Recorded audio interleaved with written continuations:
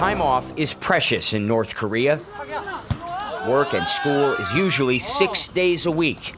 Sports are a popular pastime, even in the freezing cold. Regular North Koreans don't have internet. They can't make international calls. State media is their only small window to the outside world. We know President Trump by name, says this researcher. We also know of former President Obama. But we really don't care who's in power. We only care if they stop their hostile policy towards my country. Hostile policy, 2 words repeated by nearly everyone we meet.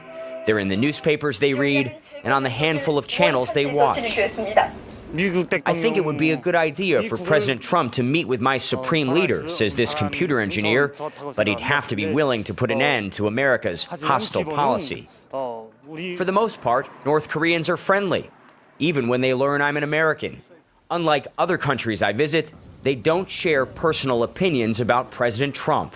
Even though media and the outside world focuses a lot on what President Trump tweets and what he says, here in North Korea, the state media actually reports very little about his daily activities. People know his name, they know he's been elected, but they say they really don't focus on what he's doing. They focus on their lives here. The message they receive is tightly controlled, and so are we. We're only allowed to show you the good side of life in Pyongyang. Like this free eye hospital, North Korea says was built in just 7 months, despite U.S.-led sanctions. We don't see the rampant poverty and food insecurity described by the United Nations and others. We see a hospital shop selling expensive designer frames.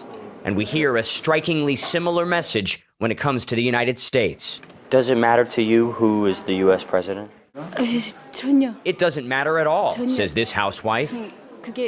We don't care who the U.S. president is, says this work team leader. We have the leadership of Marshal Kim Jong-un.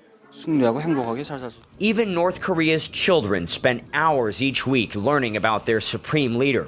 On the playground, constant reminders, this is a militarized nation.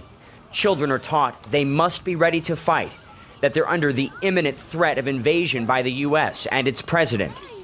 For decades, a simple, effective message has helped keep order and control by keeping out the rest of the world.